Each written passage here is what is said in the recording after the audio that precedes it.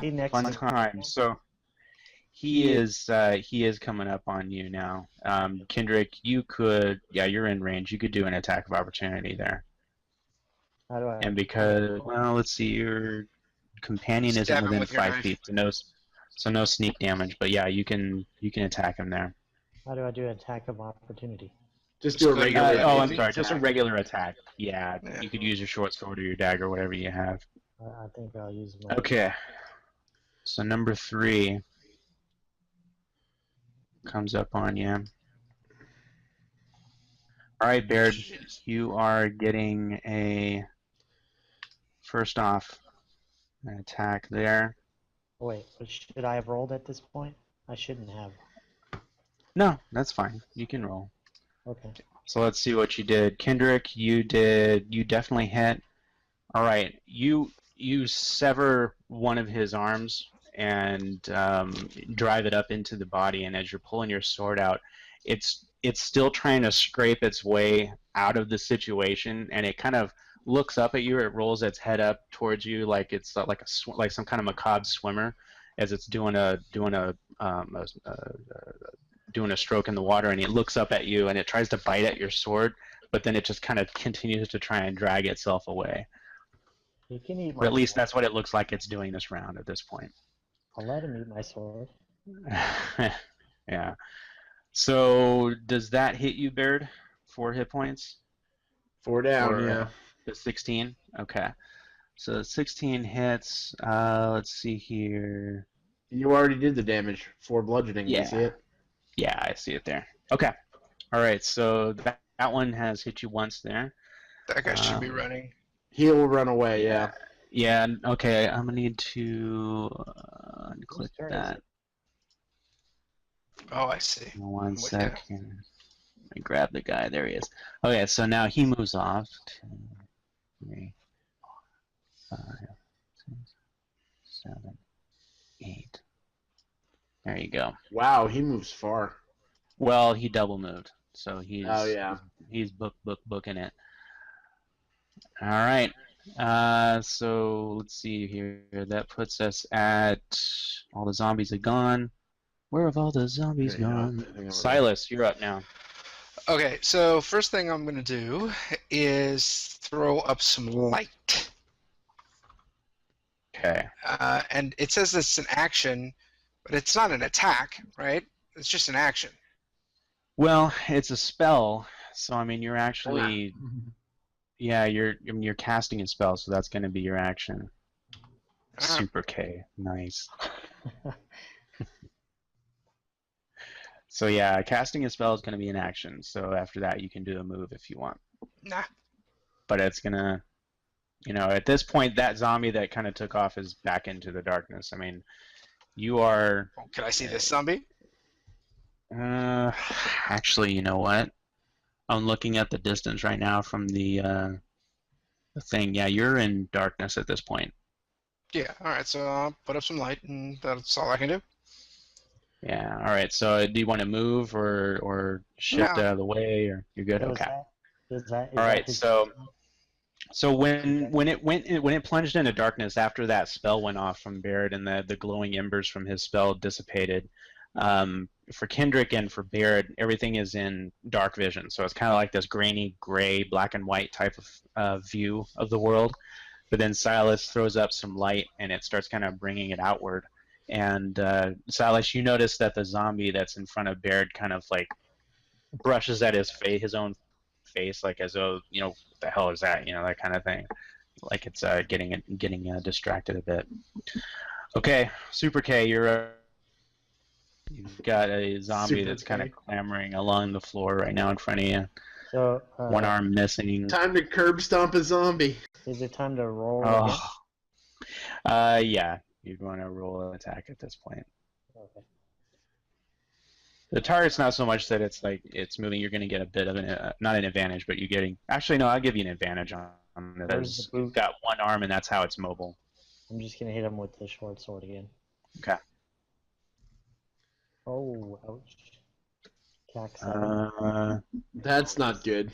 He's one. Wow. Okay. Well, His AC is a... Let's say you just missed him. Come on, his AC is like got to be 3/4 of what it should be. Yeah, that's true. He's on the ground. Yeah, okay, I'll give it to you. That's fine. That works. Okay, so Kendrick, you come in and you just like you plunge your sword right into its into that's its head. essentially And, right there. Yeah, it's pretty close. The only thing is that zombies get that stinking Constitution save. But it's done it, and you've plunged it right through its head, and there you go. Save on me. Gonna have to. Let's see here. So that is number. So how does the number one, math right? on the Constitution save work? What's that? How does the math on the Constitution save work? What? D20 plus 3 for these guys. They have a pretty good con. Yeah, but Do we know what your target number is? What's the? The target number is 5 plus the damage dealt. That's the thing. When I rolled last time, that the only way he would survive this is if he got a 20, and he got a 20. Did. So yeah, this is, I mean that's the only way. So he'd have In to this go case- 13 or higher. Okay. Correct. Yeah, that's exactly right. So, all right, let's see here. Oh yeah. See ya. Nice. You did. All right, so you drive your sword into his head and you Ginsu him, and it just obliterates his skull. So that guy is no more again. He's well and truly dead this time. He's not shuffling or moving it again at this point. All right, nice work, Kendrick. Do you want to move at all, or what do you want to do? Nice, take that. So where do you want to move now? You've got your movement to I do. want to bounce up here. I think. How many moves? 1, 2, 3. You can move up to 25 feet, so 5 squares. There you go. Okay. That is going to give you the ability to use your sneak attack because you're within 5 feet of a friend attacking a character or a bad guy. All right, good stuff. Next up is Beard. All right, question. So you just got thumped in the chest with this disgusting If I go like creature's this, fist. am I flanking him? Because 'Foot move. our Yeah, you're squares doing a are 5-foot move. Our squares are kind of suggestions. Yeah, your 5-foot move is fine because you're not trying to take off and draw your attention away from No, him. my attention. yeah. I'm still engaged with him. I'm at That no works. point disengaging from him. Nope, that totally works. Do So it. that gives me advantage, and I love it. Correct. Like an idiot, I closed my character sheet again. All right. Come on, big money. Oh my gosh. Either one of those would have hit. Okay. Yeah, roll that So 7, jerk. yeah, that's right. No more of that nonsense. Go ahead and try roll something. Let's see here. Why is it not letting me hit it? All right. So you swing around this guy and you pivot into position to try and take advantage of Kendrick's presence there, and you wallop him real good with that 12 points of damage. But it kind of shudders forward under the impact, but it starts turning around to try and like come after you again. So it's just flailing away with its meaty arms. This one, ironically enough, now that you're close enough to kind of see what he looks like, he is wearing a rather nice coat. Does it have the same symbol as the gentleman we already re-killed? That he redecorated twice? Why, yes, he does. Yeah. That is correct. All right. So, okay. So let's see here. So I'm going to get rid of this guy here. He is no more. Perfect. And that moves us on to zombie number 4. How many rounds does that turn undead last? Is it 1 round? It says 1 minute. So if each round is it 6 seconds per round or 10 seconds per round? 6 seconds. Then 10 rounds. Wow. And it says, so it's 30 feet away? It has to remain. It doesn't have to. If it's beyond 30 feet, it doesn't have to do anything. It just cannot. It at all times will act in a manner that moves it at least 30 feet away from me. Okay. All right. So for this zombie here, he's kind of like on the periphery of your vision. Kendrick and Silas, now you're with that light spell, you're seeing him, and he's just like trying to like he looks back. He stops running or shambling really fast, turns around, and looks at the heroes just kind of sitting there walloping on his zombie friend, his like best friend from zombie childhood, and he tries to like move forward to try and go into battle and try and fight or at least eat some brains, and it just suddenly stops and it like kind of almost like looks pitiful. It kind of folds his arms around himself like he's trying to huddle from the cold and just kind of shambles backwards again.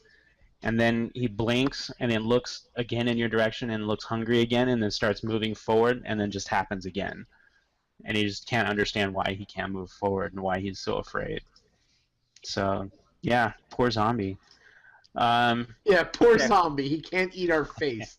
Sorry about that. Face. All right, next up. Well, going at the same time there. I deleted the wrong zombie. All right, so... Same zombie that's right there in front of you there, Baird. He turns around and he starts trying to attack you. With the accompaniment of your other fellows there for the battle, he actually is going to be rolling at a disadvantage. I'll call it here. All right, so here he goes. Yeah, that guy there. You got it. All right. I like disadvantage when somebody else has it. Oh, of course. Why the heck not? So it tries to like climb up on you, and its disgusting hands try and like grasp at your weapon, and it launches itself forward at you with its disgusting teeth open, trying to get in a bite on you. At me. Oh, disadvantage. That's and a he shame. misses. That is really good for you. All right. So he tries to attack Baird with a disgusting zombie kiss, and he misses. So that moves us on to Silas. Silas, you can see, you can hear. Firebolt. Who are you attacking? The guy that's here. Okay. All right. So he. Whole 1 damage. Yeah, that was a lot. That was what happened last time. Darn it. Okay.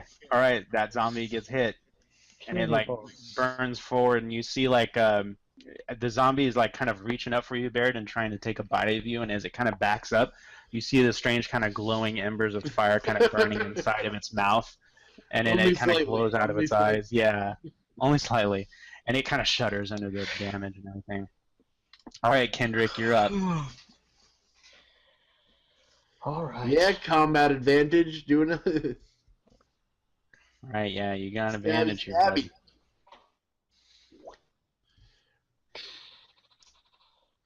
It doesn't even matter. It doesn't even matter. It's just too amazing. Okay, and then roll your additional d6 on that too.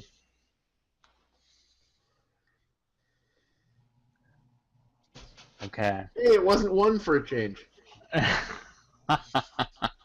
So is that not? Okay, so this guy is he's hurting. I mean, as much as a zombie can hurt.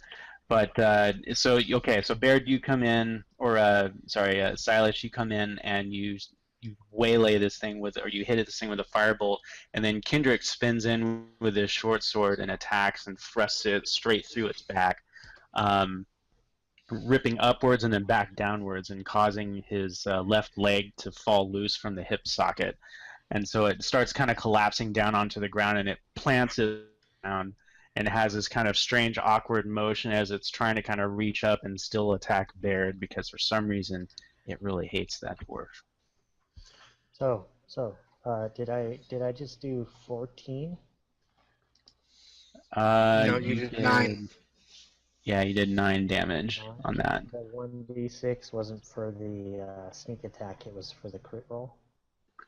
The d6 was for the sneak attack. Oh wait, that's right. Oh, that's right. He's got you to roll had crit. advantage. You totally critted. That's exactly correct. So you need to roll more damage. So, One more d6. yeah.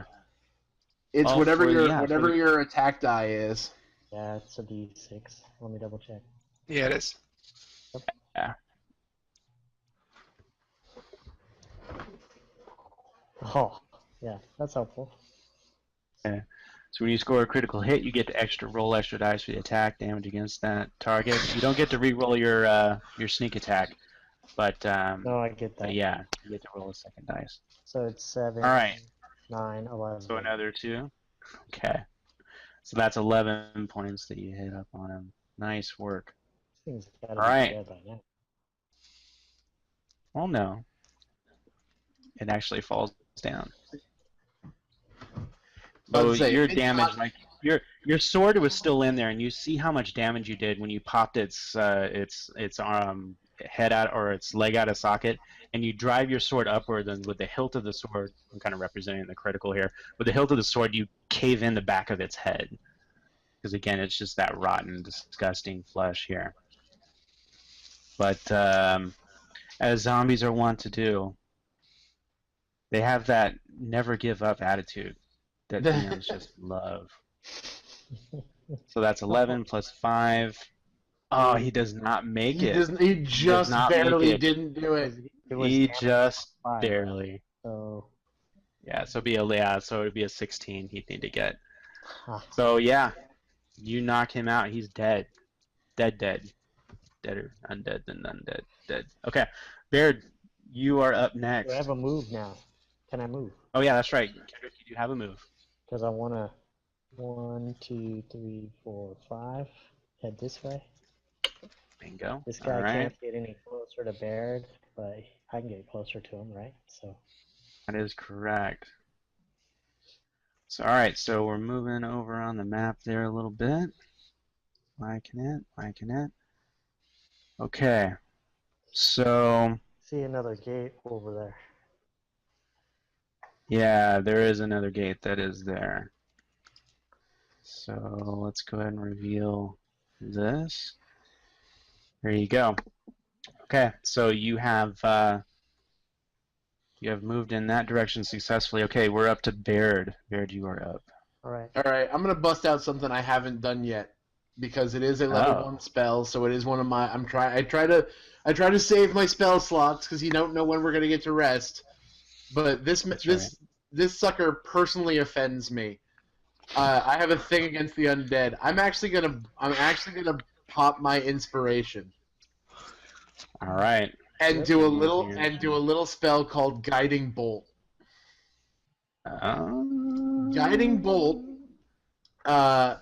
Basically, if Silas's Thunder Wave was his Hadouken, this is mine. Mm-hmm. I basically shoot this ball of light at this thing, and if it hits, it is 4d6 radiant damage.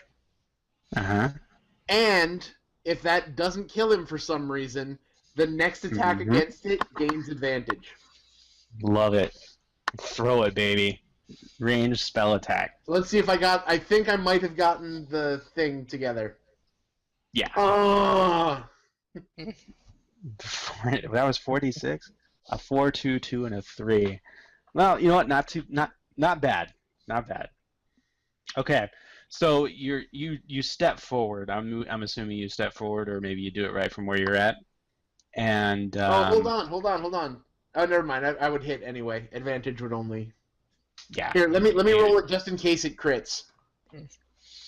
Yeah, that's right, because you did have the inspiration. Do it. 1d20 plus. Just roll a d20. Oh yeah.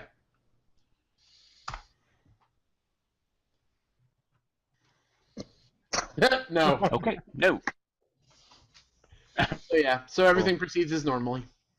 Okay, but you really, I mean, the creature gets hit pretty good on that one. Because now I don't know if this is a carryover from 4th edition, but I know that used to be in previous editions of D&D, radiant damage is like the bane of the existence for the zombie and all things undead. Yeah, I don't know if that's still the case or not. I'm of a mind that I like it because it just makes sense, And there was another reason that with that light spell, like if that other creature had been around for a while, it would have been a little bit of a hindrance to them as well, just simply because it's light. And come on. So, and at DM Fiat, I think it does kind of give him a little bit of a little zappy fingers. Lit this guy up. So okay, you nail him good and proper. At this stage, was that Baird that just went? Is that correct? Yeah, I hit him with a guiding bolt. Guiding bolt. This is what we hit it with. That's my favorite medieval soap opera. Guiding bolt. Guiding, nice. It's terrible. Terrible joke. The only reason that light spell is not called guiding light is for that reason. I'll bet you $10. I bet you $10 that's the case. All right, so you guys are in the midst of a single zombie that's still shambling and moving back and forth. Senor Baird has just tagged it for quite a bit of damage, as I recall. So let's see here. And whoever hits it next is going to have advantage. That's correct. That should be solid. Right, so yeah. Well, actually, the next person. Technically, the zombie's turn. Yeah, technically it is. But all he can do is run away. That's right. So let's see here. So you did 11 radiant. Is that right? Let me make sure I get this added into this. I did 11 radiant. All right. So that's there. Let's see. Okay. All right. So this guy is unhappy, to say the least. I mean, if we wanted to just kind of like say that. Firebolt. Firebolt. Yeah, that will hit. Silas, you're gonna have to move up a little bit, but he only gets to 1, 2, 3, 4, 5. So he gets to right about here. So Silas, you probably have to go like right about there to hit him. Okay. So yeah, I'll have to kind of scoot up a bit. I think you could probably. Here, so 1, 2, 3, 4, 5. That's about as far as I can get. So let's see here. Eyeballing it looks right. Yeah, eyeballing it looks like it could make it. Yeah. Yeah, I think you're fine. Okay, so he is 17. That is an 8 to hit. All right. And firebolt, is that radiant damage? I'm gonna ask. Fire damage. Fire damage. Okay. All right. So the creature drops, and we're gonna do the zombie shuffle here real quick. See if he makes it. Oh. Yeah, he did. All right. So basically what happens, Silas, you leap forward and you throw your firebolt at it, and it tags it for a good solid chunk of damage and blasts it forward where it ends up hitting the corner of this wall here, and it basically just like splits its upper torso like in angular, almost like a book, and causes it to kind of fold in on itself to where its shoulders are kind of facing almost front of its body, and it flails around. Its arms are kind of dangling back and forth, and it's about to fall down to the ground, and it does, smoking, gaping hole in its back, but then it starts kind of shambling upwards, but it can't quite get itself up to the standing position because it can't push upwards with its arms, so it's starting to kind of try and back its way out with this strange kind of, I don't know, it's almost like it's dragging its upper torso away with its feet. So that grossness is followed on to Kendrick. Kendrick, you are next. So how does the numbers work? Like, I imagine we hit all his hit points, and then he did the saving throw. So how does his hit points work? So right now, as far as functionally, like in game-wise, the zombie like is able to come back with 1 hit point. So I mean, it's tattered, it's ruined at this point. So another good hit will probably put him down.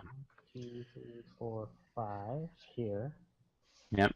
I can get around the corner, I think. Yeah, that's fine. You can work that. And then I don't think I'm close enough for a melee, so I think I'll just hit him with the short bow. Okay. Yeah, screw it. Why not? Yeah, go for it. Normally, you'd need to spend an action to switch out your weapons at this point, but I mean, you're looking to try and finish this thing off, so. So can I hit him with the short sword? No. You could throw it. All right, I'll try that. He's only got 1 hit point left. Why the heck not? It would totally work. What do you want me to roll for that? Roll a generic ranged attack. Yeah, it'd be a ranged attack, so you can go ahead and roll using that. Roll using my ranged attack? Yeah. Actually, do this. Go to your character sheet, go to your weapons, and you should have. Let's see here, short bow. Why use short bow? Why doesn't it have? If you just go to your ranged weapons tab, and just do an attack with any ranged weapon that doesn't have any bonuses on it, that should be a thrown attack. So I'm not seeing it here.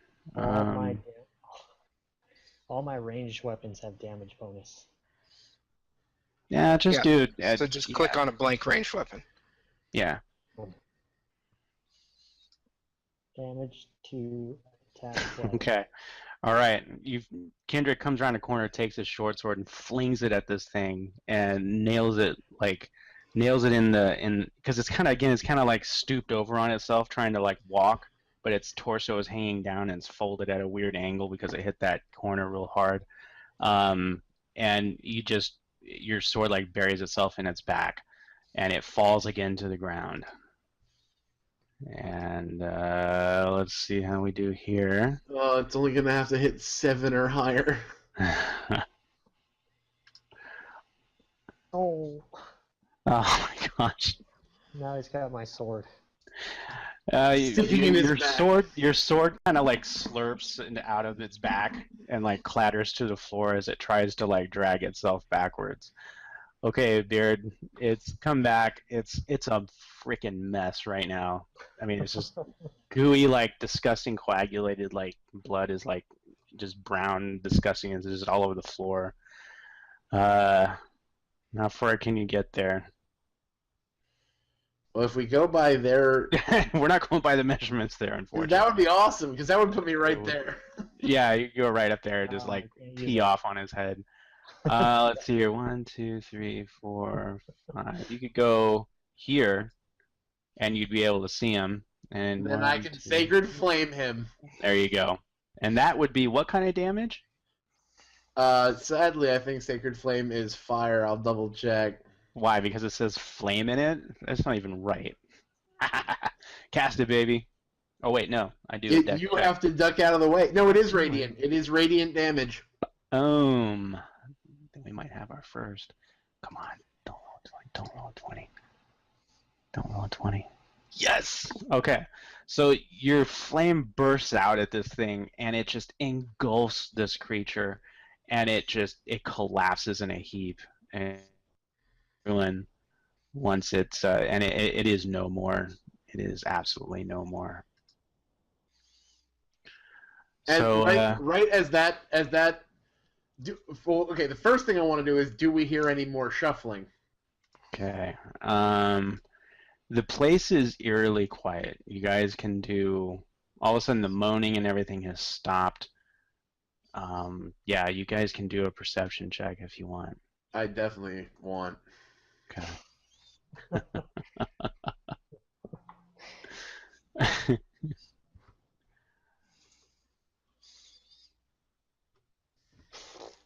All right, Silas. All right, Barrett.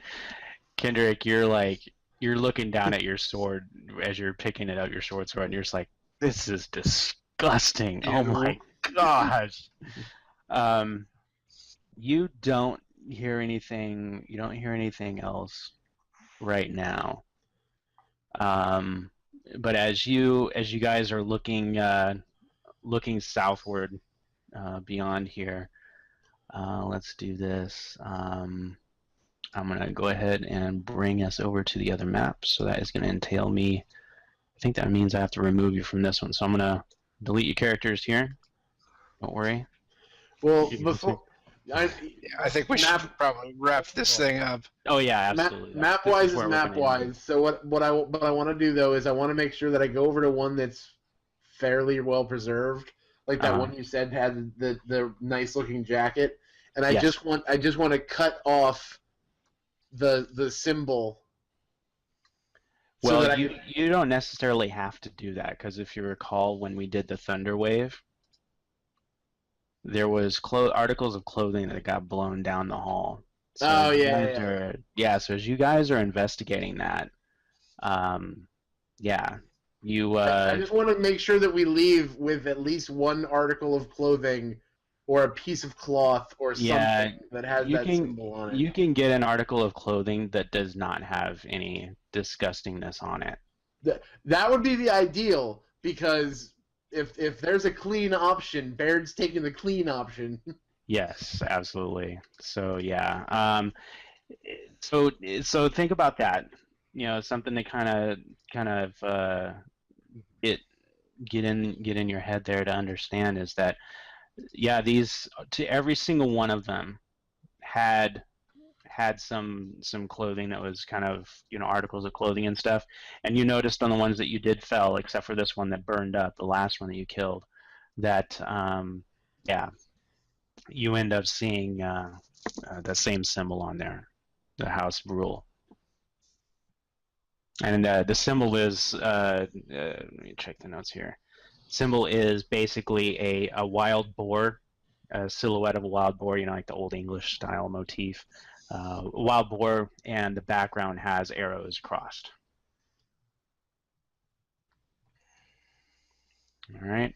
So once you finish that off, and again, there's piles of clothes that are in that hallway that you guys just left, or that's where the battle took place there. And it's different sets of clothes, but for the most part, a lot of them have that symbol on there, or maybe if you take a moment, there's pockets that have like little trinkets that have symbols of House Rule on it, like little worthless stamped trinkets. So, but that's not the end of it though. Right there, as you guys enter into this room here, this kind of circular chamber, you are all around this chamber here is more of those whatchamacallits, the bas reliefs, or the bas reliefs, all the way around here. Wait, I can't see anything. Are you guys not on the Oh, I'm zooming. Oh, did it not reveal? I thought it revealed. Hang on. Oh, no, You just have to move. Yeah, you do. You have to move the map Oh, around. okay. All right. So I'm yeah. not seeing anything. Well, no, what's worse is that means the audience isn't seeing anything, so I will fix that now. Edit. There you go. So yeah, so throughout this, so let me restart. So throughout this chamber here, so again, this is just south of where you killed that zombie. That zombie is that burned out corpse of the zombie is right above you, right here. Okay. So you guys head south, and inside this room, all here are bas reliefs of people, humans. And they're standing, kind of like their feet are together. They're standing perfectly straight up, and then their hands are held aloft in worship. And each one of their faces, instead of having the human faces that you were seeing on the pyre reliefs, these guys have skulls instead. Yeah. Can we touch them? Now, the last thing that I'll leave you guys with is that in this room there is light. From where? Well, Silas, you brought light with you, didn't you? What did you cast light on? No, it's actually a point. So Oh, unless it's okay. shining around the corner. Okay, I just want to make sure before I say this. There is a central point in the roof of this place, and you look up and there's a dome that's above you, and there's like some kind of lichen and stuff, like kind of like a fern type roots and stuff that are kind of growing downward. But in amongst that, there is a soft blue glow coming down, and everything in here has kind of like this pale blue color to it. Well, I think this is a good place to kind of. Yep. Yeah, that's where we'll. I guess that's where we'll cut it then. So great job, you guys.